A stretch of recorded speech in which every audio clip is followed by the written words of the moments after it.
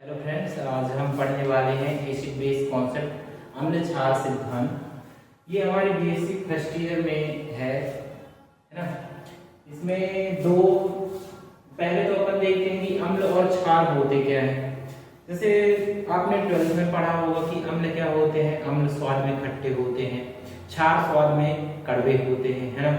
एक आपने litmus paper का एग्जाम्पल सुना होगा कि अम्ल वे पदार्थ होते हैं जो आपके नीले लिटमस पेपर को लाल कर देते हैं, और क्षार क्या होते हैं जो लाल लिटमस पेपर को नीला कर देते हैं। आपने एक और डेफिनेशन सुनी होगी कि अम्ल वे पदार्थ होते हैं जिनका पीएच मान जो होता है 7 से कम होता है, और क्षार का पीएच मान क्या होता है 7 से अधिक होता है। पर हमारे सिलेबस में ये तीन कॉन्सेप्ट हैं। एक है आर्हेनियस का कॉन्सेप्ट, दूसरा है ब्रॉन्स्टेड एंड लॉरी का कॉन्सेप्ट, है ना, ब्रॉन्स्टेड और लॉरी का सिद्धांत, तीसरा है लुईस का सिद्धांत। इन तीन अलग अलग साइंटिस्ट थे, इन्होंने अपने अपने हिसाब से एसिड और बेस को डिफाइन किया। आर्हेनियस ने क्या बोला कि अम्ल वे पदार्थ होते हैं जो अपने विलयन में H+ आयन देते हैं, या फिर एक को एक ऐसे तरीके से बोल सकते हैं जो प्रोटॉन देते हैं, है ना। H+ को हम प्रोटॉन भी बोल देते हैं इन्हें। तो जो प्रोटॉन देता है विलयन में वो आपका क्या कहलाएगा, अम्ल कहलाएगा, और जो OH- देते हैं वो आपके क्या होंगे, क्षार होंगे। दूसरा कॉन्सेप्ट था आपका ब्रॉन्स्टेड एंड लॉरी का। ये था ब्रॉन्स्टेड एंड लॉरी का सिद्धांत। इनके अनुसार क्या था, जो H+ दाता होते हैं, जो H+ डोनर होते हैं वो क्या होते हैं, अम्ल होते हैं, और बेस क्या होते हैं जो H+ एक्सेप्ट करेंगे, है ना। ब्रॉन्स्टेड एंड लॉरी के अनुसार जो H+ दान करेगा वो अम्ल कहलाएगा, और जो H+ एक्सेप्ट करेगा, ग्रहण करेगा, वो क्षार कहलाएगा। इसी तरीके से एक नई समस्या उत्पन्न हुई कि ऐसे कुछ एग्जांपल मिले जिनमें ना तो H+ आयन था ना तो OH- आयन था, फिर भी वो अम्ल क्षार की तरह बिहेव कर रहे थे, है ना। इसको समझाने के लिए एक नया सिद्धांत दिया गया लुईस के द्वारा। इन्होंने क्या कहा कि अम्ल वे पदार्थ होते हैं जो इलेक्ट्रॉन्स एक्सेप्ट करते हैं, है ना।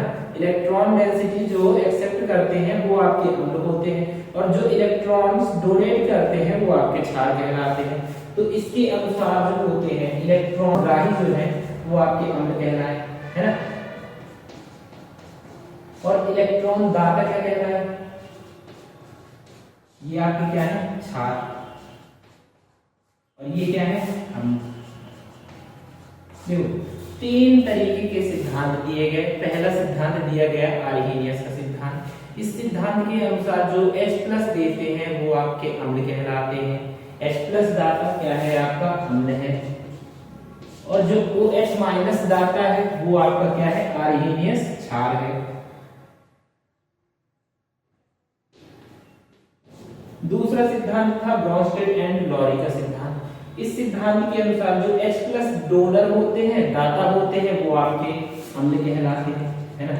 और जो H+ ग्राही होते हैं, जो ग्रहण करते हैं H+, वो आपके क्या होते हैं, क्षार होते हैं। तीसरा सिद्धांत था लुईस कॉन्सेप्ट। इन्होंने क्या बोला कि जो इलेक्ट्रॉन ग्रहण करते हैं वो आपके क्या कहलाएंगे, लुईस अम्ल कहलाएंगे, और जो इलेक्ट्रॉन डोनेट करते हैं वो आपके क्या कहलाएंगे, लुईस क्षार कहलाएंगे। चलिए हम कुछ एग्जांपल देखते हैं इनके।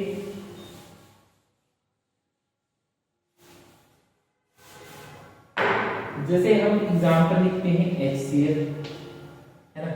इसको जब आप विलयन में डिसॉल्व करोगे किसी सॉल्वेंट में, किसी विलायक में, इसको जब घोलोगे तो ये किसमें अपने आयंस में डिसोसिएटेड रहता है, किसमें H+ और Cl- देता है। ये H+ दे रहा है, H+ दे रहा है मतलब ये क्या होगा, आपका अम्ल का उदाहरण है। ये क्या है, आपका अम्ल, है ना। दूसरा एग्जांपल लेते हैं हम NaOH का।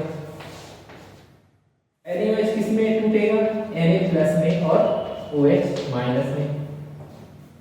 यहाँ पे हमको विलयन में क्या मिल रहा है, OH- हाइड्रोक्सी आयन, है ना।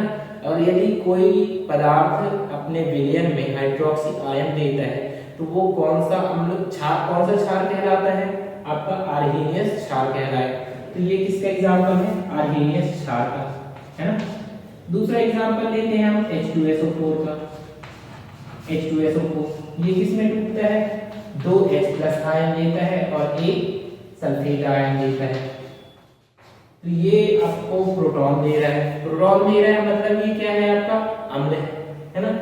ऐसे ही हम कुछ लुईस अम्ल और लुईस बेसिस के एग्जांपल लेते हैं। जैसे एक एग्जांपल होता है आपका अमोनिया NH3, इसके पास क्या होता है, एक लोन पेयर होता है जिसको ये क्या कर सकता है, डोनेट कर सकता है। एक एग्जांपल है आपका BF3 बोरॉन ट्राइफ्लोराइड है ना।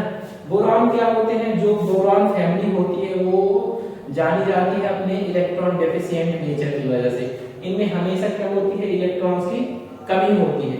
इनकी जो बाइल सेल है, अंतिम कक्षा है, जैसे बोरॉन का परमाणु क्रमांक कितना होता है, 5 होता है ना। इसकी जो बोरॉन का ये न्यूक्लियस हो गया, मान लीजिए ये पहली सेल हो गई, ये दूसरी सेल हो गई। इसमें कितने इलेक्ट्रॉन हैं, 2 इलेक्ट्रॉन, और इसमें 3 इलेक्ट्रॉन। अब बोरॉन जो है क्लोरीन के साथ, 3 क्लोरीन के साथ बॉन्ड बनाने के बाद भी इसके पास टोटल इलेक्ट्रॉन कितने होंगे, 6 होंगे। फिर भी इसको अपना ऑक्टेट कंप्लीट करने के लिए 2 इलेक्ट्रॉन घट रहे हैं। तो ये 2 इलेक्ट्रॉन कहां से एक्सेप्ट करता है, इसके पास वैलेंट p ऑर्बिटल होता है। उस p ऑर्बिटल में आपका जो अमोनिया है, इसके पास क्या है, लोन पेयर। ये लोन पेयर शेयर करता है किसको, BF3 को। तो लुईस के अनुसार हम देखें तो जो इलेक्ट्रॉन, और इसने क्या किया है, इलेक्ट्रॉन डोनेट किया है, दान किया है इलेक्ट्रॉन का। इसने इलेक्ट्रॉन दान किया किसको, BF3 को। तो ये क्या कह रहा है आपका, लुईस बेस है ना। तो ये छोटा सा कॉन्सेप्ट था एसिड बेस का। इसमें 3 थ्योरी दी गई। पहली थ्योरी दी गई आर्हेनियस की। आर्हेनियस के अनुसार जो प्रोटॉन दाता होते हैं वो अम्ल होते हैं, और जो हाइड्रोक्सी दाता होते हैं वो क्या होते हैं, क्षार होते हैं।